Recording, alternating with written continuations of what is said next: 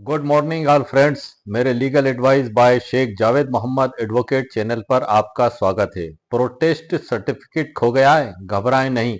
Duplicate प्राप्त करने का कानूनी नियम क्या है, आज के वीडियो का हमारा टाइटल यही है, इसी पर हम चर्चा करेंगे। आज का हमारा जो वीडियो है ये नोटरी नियम 1956 का जो फॉर्म XIV है, जो एनुअल रिटर्न वार्षिक रिटर्न ऑल इंडिया के नोटरी एडवोकेट्स के द्वारा भरा जाएगा प्रत्येक साल में, प्रत्येक जनवरी माह के प्रथम सप्ताह में। उसका जो प्रारूप दिया गया है उसमें जो 11 कॉलम दिए गए हैं, उन 11 कॉलमों में चौथे नंबर का ये हमारा कॉलम है कि डुप्लीकेट प्रोटेस्ट किस प्रकार से दिया जाएगा। यदि ऐसी स्थिति हो जाती है कि ऊपर दिए गए कॉलम, हम जो 1 2 3 जो कॉलम दिए गए हैं उन कॉलमों में जो दस्तावेज खो जाता है, कॉलम नंबर 1 में जैसे नोटिंग एंड इंस्ट्रूमेंट, 2 में प्रोटेस्ट एंड इंस्ट्रूमेंट और 3 में recording and declaration of payment for honour, मतलब इससे रिलेटेड कोई दस्तावेज खो जाता है तब उसको दोबारा देने की क्या कानूनी प्रक्रिया होगी और इसकी परिभाषा और रूप क्या होगा, ये मैंने ई बुक PDF के अंदर आपके लिए तैयार करके रखा है और इसकी आगे की जानकारी मैं आपको ई बुक PDF के अंदर से देता हूं। इस ई बुक PDF की लिंक भी इस वीडियो के नीचे दी गई है। इसके अलावा भी और भी ई बुक PDF की लिंक इसी वीडियो के नीचे दे दी गई है जो इसी से रिलेटेड है। जैसे कि फॉर्म XIV, उसका पूरा प्रारूप PDF 5 पेज में हिंदी और अंग्रेजी में, उसकी लिंक भी स्पेशल दी गई है। आप उसकी फोटोकॉपी निकाल के और जो है कि कलम से भर के उसको अपलोड कर सकते हैं नोटरी पोर्टल पे। जैसे ही वो ऑप्शन देते हैं वहां पे आपको दस्तावेज अपलोड करने का हर साल आपको जरूरत पड़ेगी, हमेशा के लिए आपके लिए मैंने ये ई बुक PDF तैयार कर दी है, मात्र 5 पेज की, आपको हमेशा आसानी से प्राप्त हो जाएगा। टाइपिंग कराने के भी झंझट से आप बच जाएंगे, अशुद्ध होने की जो संभावना रहती है टाइपिंग की गलतियां, उससे भी आप बच जाएंगे और 1 मिनट में आप डाउनलोड करके कलम से भर के उसको आसानी से आप पेश कर सकते हैं। फॉर्म XIV कैसे भरा जाएगा इस पर मैंने एक डिटेल वीडियो मेरे 45 मिनट का मेरे चैनल पर बनाया है, वो कैसे भरा जाएगा उसकी सारी प्रोसेस भी इसी बुक PDF के अंदर सर दे दी गई है। अब मैं आपको आगे की जानकारी इसी ई बुक PDF के अंदर से देता हूं और इसका अंत में परिचय भी मैं करा दूंगा कि इसमें और क्या क्या जानकारियां दी गई हैं। आइए सर, लेट्स गो। सबसे पहले सर हम हमारे वीडियो के टाइटल पर ही चर्चा कर लेते हैं कि डुप्लीकेट प्रोटेस्ट का मतलब क्या है। ऊपर दिए गए प्रोटेस्ट की डुप्लीकेट कॉपी जारी करना, ऊपर दिए गए में मतलब वही 3 जो मैंने अभी आपको बताए थे, लिखित नोट करना और प्रोटेस्ट सर्टिफिकेट जारी करना और आदरण के संदाय की घोषणा, ये इसी से रिलेटेड है। उदाहरण के लिए हम मान लेते हैं यदि मूल सर्टिफिकेट खो जाए या किसी दूसरी जगह जरूरत हो तो नोटरी मूल फीस का आधा लेकर दूसरी कॉपी देता है। यह कॉलम बहुत ही सीधा और स्पष्ट है लेकिन कानूनी रूप से बहुत महत्वपूर्ण है, इंपोर्टेंट है। क्यों? क्योंकि इसे अनुलूपी प्रसाक्ष डुप्लीकेट प्रोटेस्ट कहा जाता है। आइए इसे विस्तार और सरल उदाहरण के साथ समझते हैं। नंबर 1 है अनुलूपी प्रसाक्ष का आसान मतलब। अनुलूपी का अर्थ है डुप्लीकेट या दूसरी प्रति।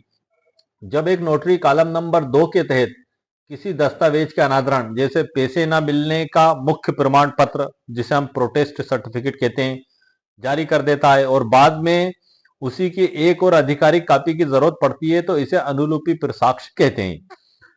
कानून की नजर में यह केवल एक फोटोकॉपी नहीं है बल्कि यह नोटरी द्वारा फिर से प्रमाणित की गई दूसरी मूल प्रति जैसी ही होती है। दूसरा है सर विस्तार से, हम अगर इसे देखते हैं कि खो जाने की स्थिति में क्या होगा कि मान लीजिए व्यापारी का ने एक नोटरी से 5 लाख रुपए के बाउंस बिल का प्रोटेस्ट सर्टिफिकेट बनवाया। समस्या यह आई इसमें कि का को वह सर्टिफिकेट कोर्ट में जमा करना था लेकिन वह उसे डाक से भेजते समय खो गया या फट गया, मतलब उसको दावा लगाना था कोर्ट में और वहां पेश करना था लेकिन खो गया या फट गया। अब नोटरी वकील साहब की क्या भूमिका होगी? नंबर 1 है व्यापारी का उस नोटरी के पास वापस जाएगा जिसने मूल सर्टिफिकेट बनाया था। नंबर दूसरी स्थिति है नोटरी अपने रजिस्टर की एंट्री चेक करेगा। नंबर तीसरी स्थिति है नोटरी उसी जानकारी के आधार पर एक डुप्लीकेट प्रोटेस्ट जारी करेगा या उस पर लिखेगा कि यह अनुलिपि डुप्लीकेट है और अपनी मुहर लगाएगा। तीसरी स्थिति बनती है कानून के तहत क्यों जरूरी है, तो इसमें कोर्ट की कार्रवाई और समय की बचत दोनों होती है। कोर्ट की कार्रवाई में केस लड़ने के लिए ओरिजिनल सर्टिफिकेट की सर जरूरत पड़ेगी आपको।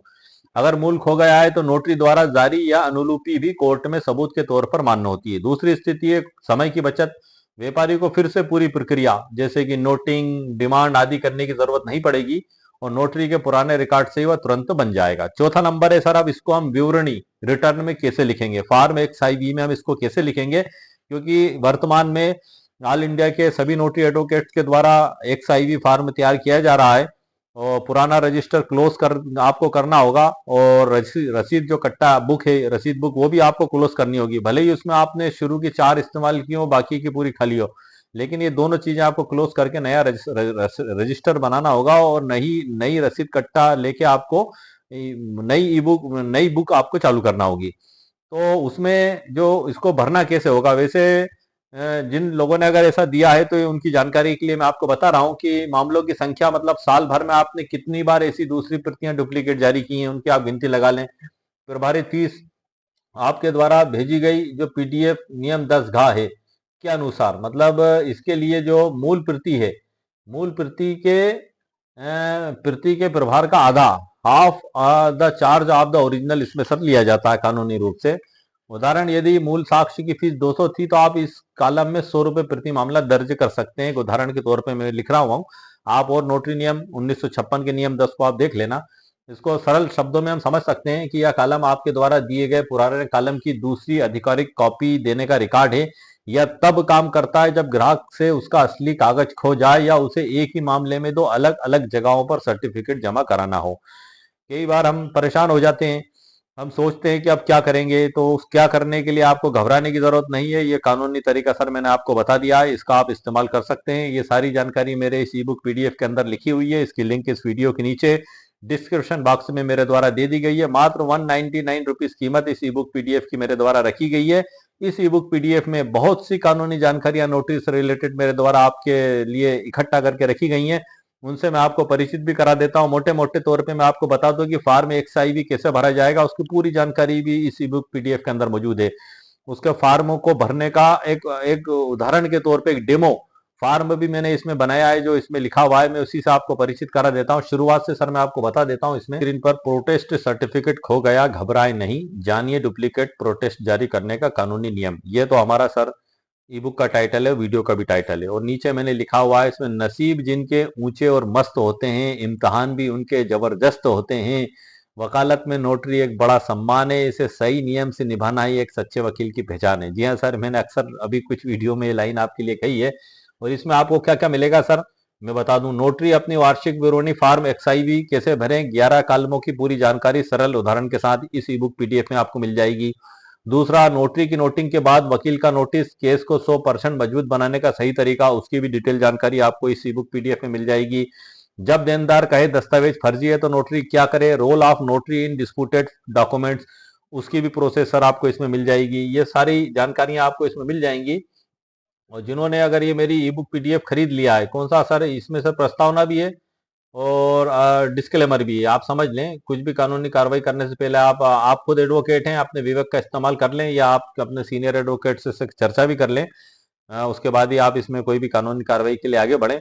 और जिन्होंने ये वाली ई बुक खरीद ली है, जब देनदार कहें दस्तावेज फर्जी है तो नोटरी क्या करे, तो उनको डबल से इसको खरीदने की जरूरत नहीं है, क्योंकि वो सारी जानकारी उनको इसमें प्राप्त हो चुकी है, मैं आपको बता दूं। इसी प्रकार से अब हम आगे बढ़ते हैं सर। इसमें ये सारी जानकारी इसमें दी गई है जो मैं आपको बता रहा हूँ। और उसके बाद नोटरी की नोटिंग और वकील का नोटिस, कानूनी जुगलबंदी, ये सभी इसमें लिखा हुआ। अब यहाँ से आता है सर हमारा फार्म XIV भरने का कानूनी तरीका। ये आप देख रहे हैं पूरा, मैंने एक तो फार्म इसमें लिखा हुआ है, ये पूरा फार्म, इसमें 5 और 7 मैंने हाईलाइट किए हैं, क्योंकि 99% हमें इसी की आवश्यकता पड़ती है। तालिका 10 के अनुसार कैसे भरा जाएगा ये भी सर इसमें मैंने बताया है। उसके बाद ये पूरा उदाहरण के साथ बताया, सरल उदाहरण के साथ भर के बताया फार्म मैंने इसमें सर, ये भी इसमें मिलेगा। इंग्लिश में भी सर मैंने इसमें बना दिया है। वार्षिक विवरणी जमा करने की वर्तमान स्थिति के बारे में भी मैंने इसमें कुछ लिखा है। और अध्याय 2 में XIV भरने की विधि कालमवार, इसमें डिटेल भी लिखी हुई है मैंने। जैसे लिखित नोट करना है तो उसके आगे लिखा हुआ है, यदि किसी चेक या हुंडी के अनादरण बाउंस पर आपने नोटिंग की है तो उनकी कुल संख्या और प्राप्त फीसें, इस तरीके से मैंने इसमें लिखा हुआ है। और ये आपको मैं बता दूं, इसमें जो मैंने भरा हुआ है एक फार्म, ये आप देख लें। जैसे कि कॉलम नंबर 1 है, तो लिखित नोट करना, मामलों की संख्या में 5, प्रभारित फीस नियम 10 के अनुसार 250 और गणना का आधार 50 रुपये प्रति मामला, एक समझाने के लिए मैंने लिखा है। और इसी प्रकार से ये मैंने आपके लिए भर के भी तैयार किया था कि जैसे मामलों का नाम है, लिखित नोट करना, नंबर 1 कॉलम के बारे में बता रहा हूँ उदाहरण के तौर पे सर। और नोटिंग के मामले 5 लिख दिए, और प्रभारित फीस 250 रुपये लिख दी इसमें, क्योंकि नोटरी नियम 1956 के नियम 10 में जो फीसें दी गई है उसी का गुणा करके हमें आखिरी कॉलम में लिखना है। अब इसी प्रकार से 5वें कॉलम पे हम आ जाते हैं, 150 रुपये। किसी लिखत के निष्पादन का सत्यापन, अधिप्रमाणन, प्रमाणन या अनुप्रमाणन करना। इसमें 150 से 35 का गुणा करेंगे 5,250 रुपये आ जाएगा। शपथ पत्र के कॉलम में शपथ पत्र मामले कोष्टक में 500, साल भर में आपने 500 करें तो 500 आपने लिख दिए, 35 का गुणा करा तो 17,500 आ गए। ये इस प्रकार से। और आखिरी में नोटरी वकील साहब की सील, गोल सील आप लगा दें और इसको आप लिट से आपकी कलम से भी भर सकते हैं। आप आपकी कलम से भर लें और कलम से भरने के बाद उसको आपके मोबाइल से उसका पीडीएफ बना लें और जैसे ही पोर्टल ओपन हो तो इस पीडीएफ को आप अपलोड कर दें। ये आपका हो गया एनुअल रिटर्न। बड़ा ही आसान प्रोसेस है सर। इसी प्रकार से इसमें और भी जो जानकारियां दी गई हैं सर, मैं आपसे परिचित करा दूं। आप देख रहे हैं ये सब स्क्रॉल करके सरल, ये पूरी 11 परिभाषाएं भी इसमें मैंने लिखी हैं सर। ये प्राइमरी नोट का फोटो भी मैंने बना दिया इसमें आपको समझने के लिए कि आखिर प्राइमरी नोट से रिलेटेड जो डेफिनेशन हैं इसमें। और इसी प्रकार से ये सारे 11 परिभाषाएं सरल उदाहरणों के साथ दी हैं। जो अभी परिभाषा ये मैंने वो भी इसी में मौजूद है सर। डुप्लीकेट प्रोटेस्ट जो वर्तमान में वीडियो बनाया मैंने, ये पूरी डेफिनेशन इसमें मौजूद है। और इसी प्रकार से इसमें अध्याय, आगे जो अध्याय आए हुए हैं उसमें मैं आपको लेके जा रहा हूँ। आपको देख ले, थोड़ा सा आप समझ लें ताकि आपको पता लग जाए कि इसमें क्या क्या मौजूद है। यह है अध्याय 5 में कि सामने वाला व्यक्ति झगड़ा कर बैठे तो क्योंकि लोग बेईमानी पर उतर आते हैं, तो रुपये मांगने घर आने वाले के साथ लड़ाई झगड़ा करने पर उतर हो जाते हैं। इसका क्या करें? क्योंकि या तो एक तरह से साहूकार रुपये उधार देने वाले की ओर से वसूल के कार्य के समान हो गया। इसे कानून के तहत समझाइए, भुगतान या प्रतिभूति की मांग करना। तो इस स्थिति बन जाए तो हम इसमें क्या करेंगे, उसकी भी मैंने इसमें डिटेल जानकारी लिखी है। एक जिसे कहना चाहिए कि सर ये नोटरी नियम 1952 और नोटरी नियम 1956 में तो ये नहीं बताए गए हैं, लेकिन ये हमारे प्रैक्टिकल व्यवहार में जब हम किसी कार्य को करते हैं, जो हमारे सामने समस्या आती है, तो एक हमारे अनुभव और ज्ञान के आधार पर हम क्या क्या कर सकते हैं उसके तहत ये तैयार किया गया है। इस पे अमल करने से पहले आप अपने वकील साहब से भी आप जरूर सलाह मशवरा कर लें। मतलब ये है कि झगड़ा होने पर क्या करें इसकी स्थिति में। मतलब आप पहले ही थाने पे सूचना दे के जा सकते हैं। साहूकार और नोटरी के कार्य में अंतर है। नोटरी वकील साहब एक पब्लिक ऑफिसर की हैसियत से जाते हैं। निगोशियल इंस्ट्रूमेंट एक्ट 1881 के जो धारा 99, 100 और 119, 108 से लेके 112 में ये सभी उनको पावर्स दी गई हैं। और नोटरी एक्ट 1952 और नोटरी नियम 1956 के तहत भी उनको अधिकार दिए गए हैं। और जो नोटरी नियम 1956 के नियम 14 का फॉर्म XIV है, उसके कालमों में भी इसको शामिल इसलिए किया गया है कि नोटरी वकील साहब ये कार्य करेंगे तो उसको कार्य करने के लिए यदि कोई बड़ा ही आपको मैटर पेचीदा लगता है तो आप थाने पे एक लिखित एप्लीकेशन भी दे सकते हैं कि माननीय न्यायालय में श्रीमान थाना प्रभारी महोदय मैं जा रहा हूँ वहाँ पे, इस प्रकार से इस नियम के तहत ये कस्टमर मेरे पास आया था, उसकी जानकारी मैंने नोटिंग की और अब मैं जो है कि इसकी मांग इसकी तरफ से करने वहाँ जा रहा हूँ जो मेरे को कानूनी अधिकार दिए गए, तो श्रीमान को सूचना और सादर प्रेषित है। इस प्रकार से आप उसमें कर सकते हैं। उसके बारे में भी मैंने कुछ जानकारियां सर इसमें लिखी हैं। और ये है कि अध्याय 6 में ये पोर्टल का फोटो भी मैंने बना दिया है सर। इसमें ऑनलाइन विवरणी, इसे सुरक्षित रखना क्यों जरूरी है? क्योंकि ये जो है कि बाद में सर हमें रसीद या भरे हुए फार्म को अपने पास रखना पड़ेगा, क्योंकि जब हमारे 5 साल हो जाएंगे सर तब हमें इस रसीद हर साल की इसकी जरूरत पड़ेगी। जो हम हमारे द्वारा एनुअल रिटर्न भरा जाता है, अगर ऑनलाइन पोर्टल पर विवरणी भरते समय कोई गलती हो जाए तो उसे सुधारने के लिए आप निम्नलिखित कदम उठा सकते हैं। जैसे फाइनल सबमिट से पहले आप उसको सुधार लें, सबमिट करने के बाद सुधार लें, सबमिट करने के बाद सुधार, एक बार फाइनल सबमिट हो जाने के बाद डेटा लॉक हो जाता है। ऐसी स्थिति में सुधार के तरीके अपनाए जा सकते हैं। Edit option, grievance help desk, revise return, physically intimation. तो आप परेशान हो जाएंगे सर, इसलिए सबमिट करने से पहले ही आप कर लें, वरना आपकी समस्या खड़ी हो जाएगी बहुत बड़ी।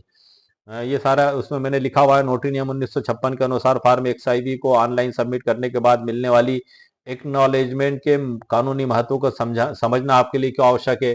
ये पूरी डिटेल लिखी हुई है सर, क्योंकि कानूनी साख से रिकॉर्ड की प्रामाणिकता करता है। नवीनीकरण के समय अनिवार्य होगा आपको 5 साल के लिए।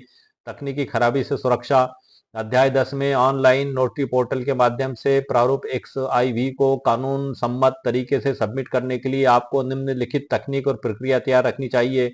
डिजिटल हस्ताक्षर की आवश्यकता हो सकती है। OTP के जरिए हो जाएगा सर। मोबाइल का आपका आधार कार्ड से कनेक्ट होना चाहिए। आवश्यक दस्तावेजों का प्रारूप, जैसे कि पंजीयन क्रमांक, हस्ताक्षरित प्रारूप, फाइल साइज, ये सब आपको रखना होंगे। विवरण भरने का सही तरीका क्या है, शून्य दर्ज करें, फीस का मिलान करें, ये सभी कुछ इसमें सर दिया हुआ है। अध्याय 11 में नोटरी नियम 14 के अंतर्गत नोटरी पोर्टल पर अपना पंजीकरण और ID बनाना अनिवार्य है।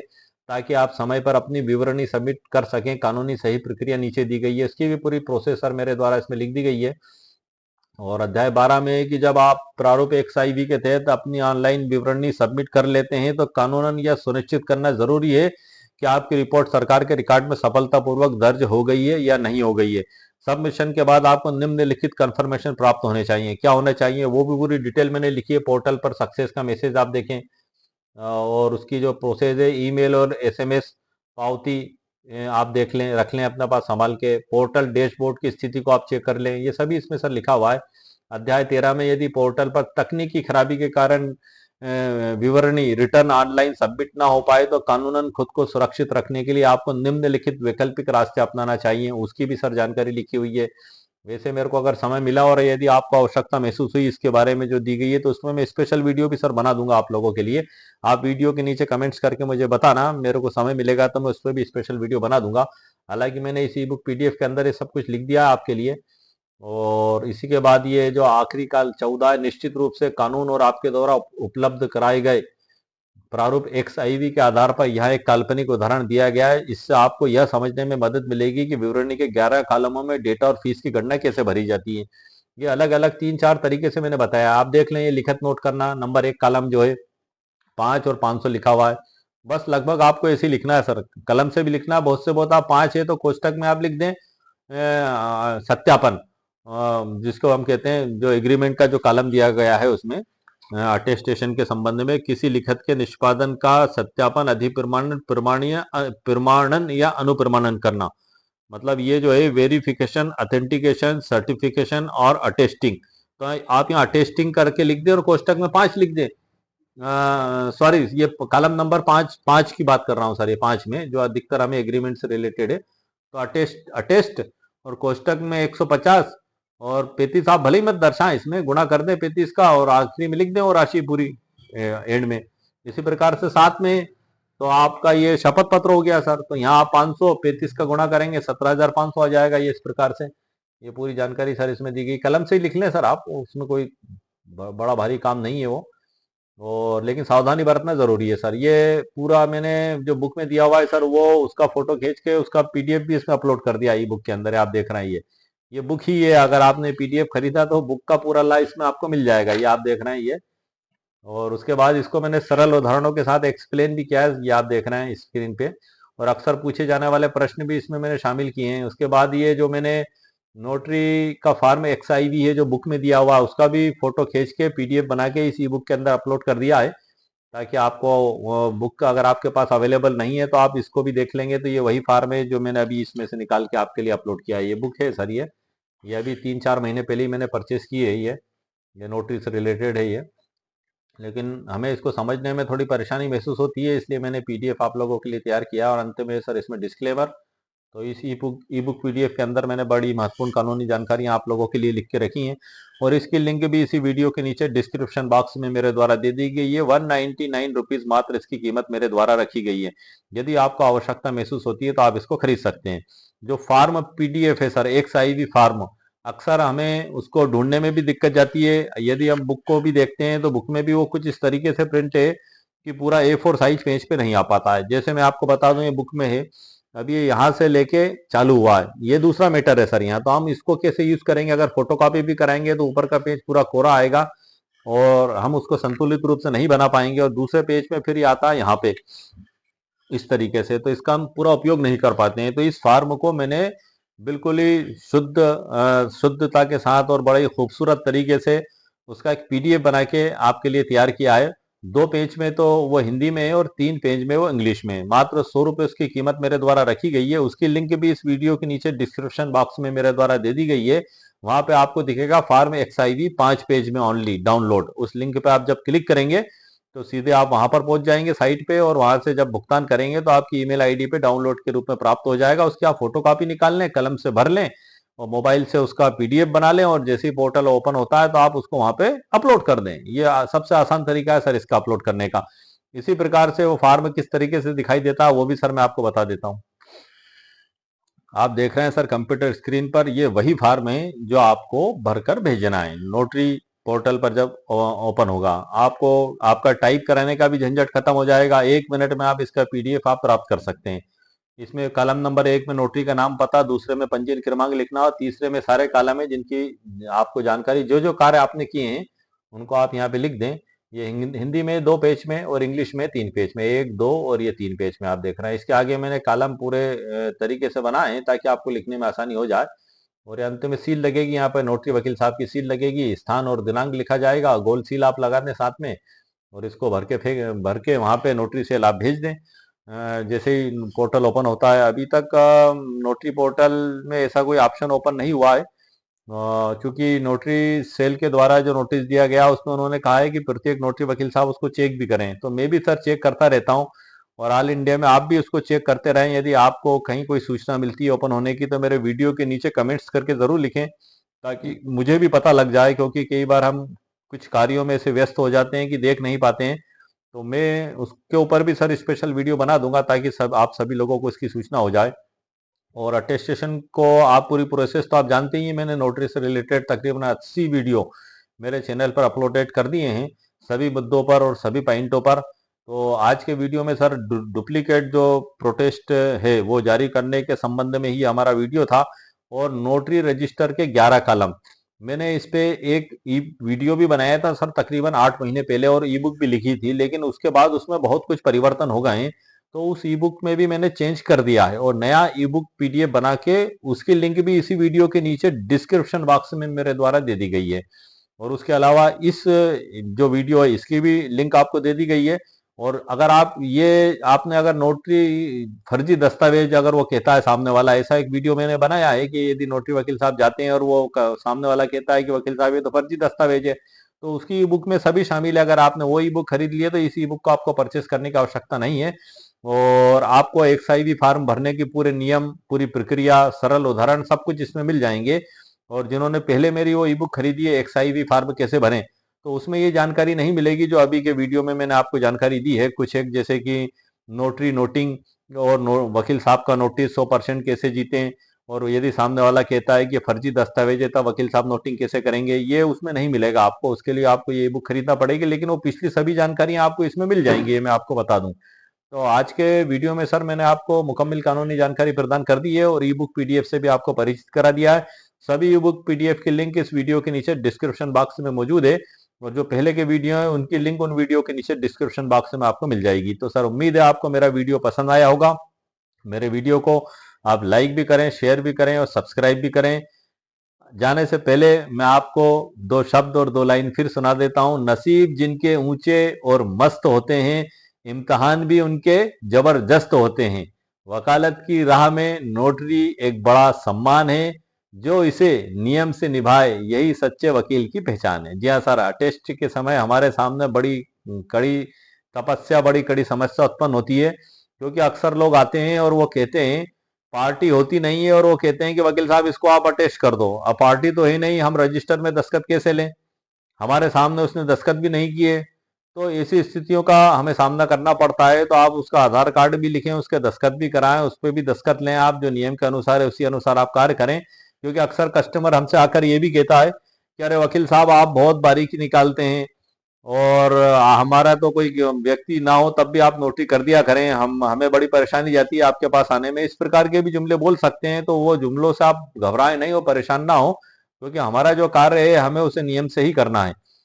और आप इसकी चिंता भी ना करें कि यदि हम इतने नियम से कार्य करेंगे तो हमारे पास काम कम आएगा। आ जाए काम कम आए तो हमें उसकी चिंता नहीं करना है सर हमें। लेकिन कानूनी रूप से जो तरीका बताया गया है नोटरी के कार्य करने का, हमको उसी तरीके से कार्य करना है सर। हमें बिल्कुल ताबड़तोड़ कार्य नहीं करना है, इतनी हाय हाय भी नहीं करना है कि आया कागज लगाया ठप्पा और दिया, उसको ना देखा ना भाला। हम आने वाले समय में सर मुसीबत में भी फंस सकते हैं इसी स्थिति में। और विवाह विच्छेद से संबंधित दस्तावेजों का निष्पादन नोटरी वकील के द्वारा नहीं किया जाएगा, यह आप सर बिल्कुल ध्यान रख लें। नोट विवाह और विवाह विच्छेद से संबंधित दस्तावेज का एग्जीक्यूशन नोटरी वकील साहब के द्वारा नहीं किया जाएगा। अभी मेरे सामने भोपाल में ही कम से कम 4-5 नोटरी वकील साहब के लाइसेंस रद्द कर दिए गए। उन्होंने विवाह और विवाह विच्छेद से संबंधित दस्तावेजों का एग्जीक्यूशन कर दिया था। तो मैं आपको बतौर चेतावनी बता रहा हूँ सर, आपको आप सुन लें, समझ लें और होशियार हो जाएं। आपकी विवाह और विवाह विच्छेद से संबंधित डॉक्यूमेंट्स का बिल्कुल एग्जीक्यूशन हमें नहीं करना, नोटिस किसी वकील को नहीं करना ऑल इंडिया में। यदि आप करेंगे तो आपके खिलाफ उसमें कार्रवाई भी हो सकती है, लाइसेंस रद्द भी हो सकता है, और हुए भी हैं लोगों के। तो इस प्रकार से आज के वीडियो में सर मैंने आपको मुकम्मल कानूनी जानकारी प्रदान कर दी। उम्मीद है आपको मेरा वीडियो पसंद आया होगा। मेरे वीडियो को आप लाइक भी करें, शेयर भी करें, सब्सक्राइब भी करें। ओके, शुक्रिया, थैंक यू सर।